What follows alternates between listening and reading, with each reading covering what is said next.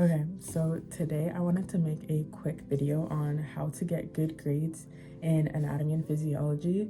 I know that this is an infamously difficult class, so I just wanted to help with that and provide a few free resources and also some tips on how to do good on it. So for context, I had to take this class for 2 semesters, so AMP1 and AMP2. I took AMP1 in the fall, and not right now. I'm doing AMP2.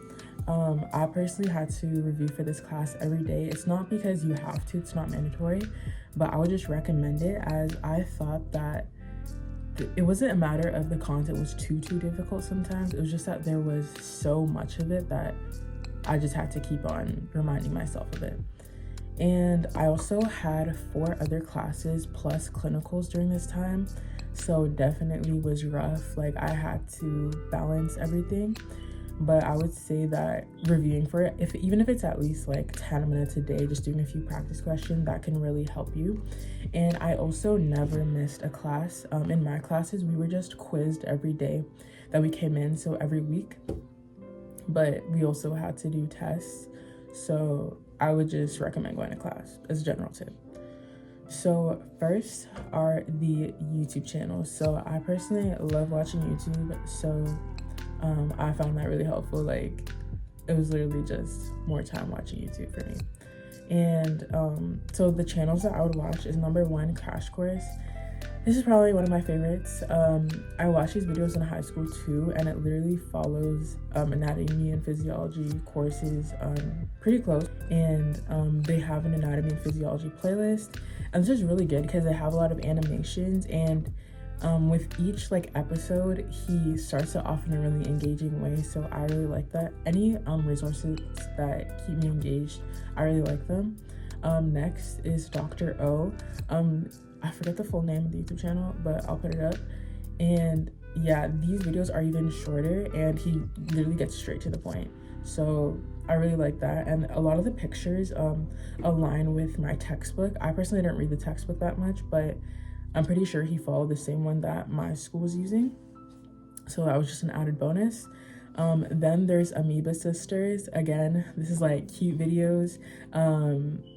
I like how they're just basically doing summaries of the content, so the main things that you want to focus on, they'll probably just mention it in their videos.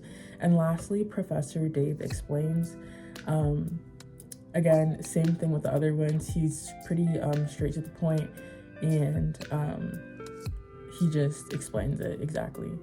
And just a general tip is, when you're watching these videos, I personally watch them in 2 times speed. So like, I'll watch like 50 videos or even more, but I'm watching in 2 times speed. And an added bonus to that is like, maybe I'm going on the treadmill, or I'm cleaning my room, so I'm multitasking with studying and actually getting another productive task done. So I'd recommend doing that. So next, I listen to podcasts a lot. So I commute to my school, so it takes me about 2 hours each day. And at the beginning of the school year, I'm like, I don't like this, because I feel like I'm wasting so much time commuting, and especially if I have a test that day, like I could have spent that time studying. So I just listen to podcasts on my commute. Or if I had time, like if, for example, my playlists were getting a bit boring, I need to make a new playlist, I would just put on a podcast instead, so that I'm still studying. So one of my favorite ones is Anatomy and Physiology Bit by Bit.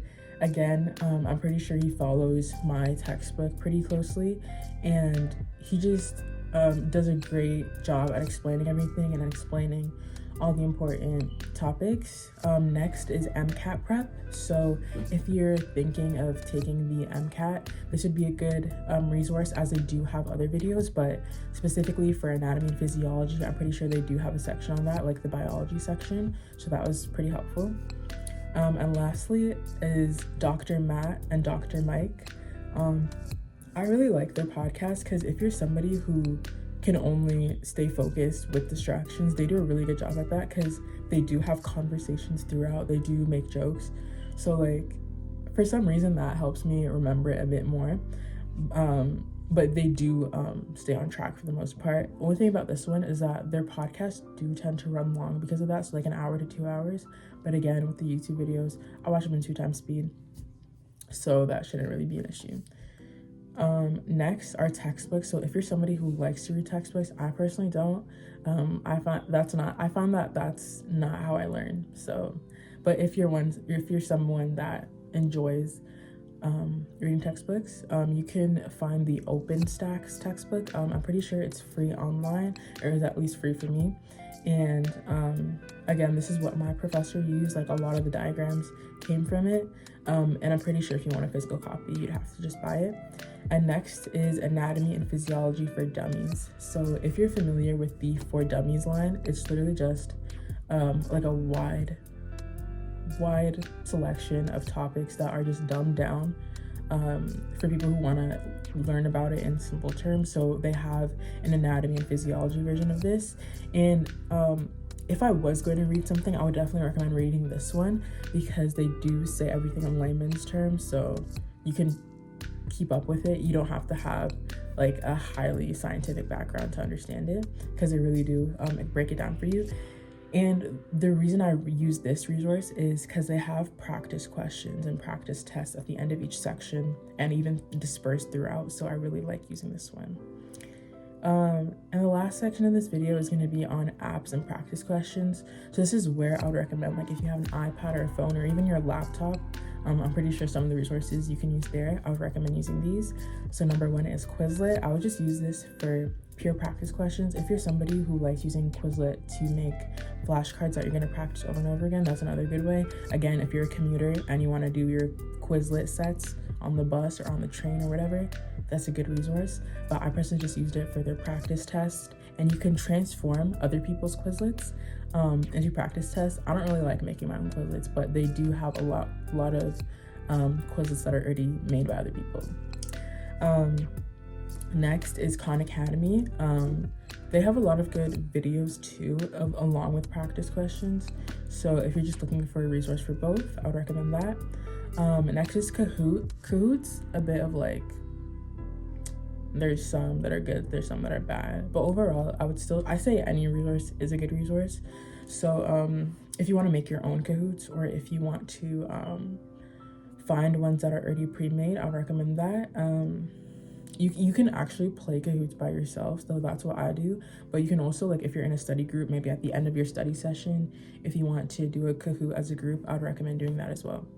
Next is Registered Nursern, Sarah. It's kind of repetitive, but she has a lot of good videos as well as practice questions on her website. And I would recommend this specifically for people who are in clinical fields. So if you're studying medicine or healthcare, like nursing, or you're studying for the MCAT, I would recommend this because she has a lot of like the clinical application-based questions. So if you're specifically doing anatomy and physiology for those reasons, I'd recommend using it for that. Just in general, if you're struggling to find resources, legit just look up the topic you're struggling with, plus practice questions or plus practice tests, and so many will come up, because I think that human anatomy and physiology is one of the most like repetitive or redone courses. So I'm pretty sure there's a lot of resources out there. And if you're really struggling to find resources, honestly, just use ChatGPT. Look it up. I wouldn't say look it up for cheating, but look it up for like you can put in your slides or your notes, and it'll give you just ask for a practice test on it. That's what I do. I'll put in my slideshow, and then I'll ask, can you summarize this? And I'm personally I don't know if you can tell, but I like to listen to my stuff like through the videos and podcasts. So I just listen to the summary, I don't read it, and then I say, can you give me like a 36 question test on this? And you can even ask it for application-based tests, NCLEX-based tests, MCAT-based tests, so that it can give you some of those application questions. And regardless, it'll give you some tests, and always ask for the answers and verify it with your notes. So yeah, hopefully this helps you to get a good grade in anatomy and physiology. Again, I think that repetition is one of the biggest things with this class. There is so much content you need to know. So just do your best to manage your time, and hopefully this helped.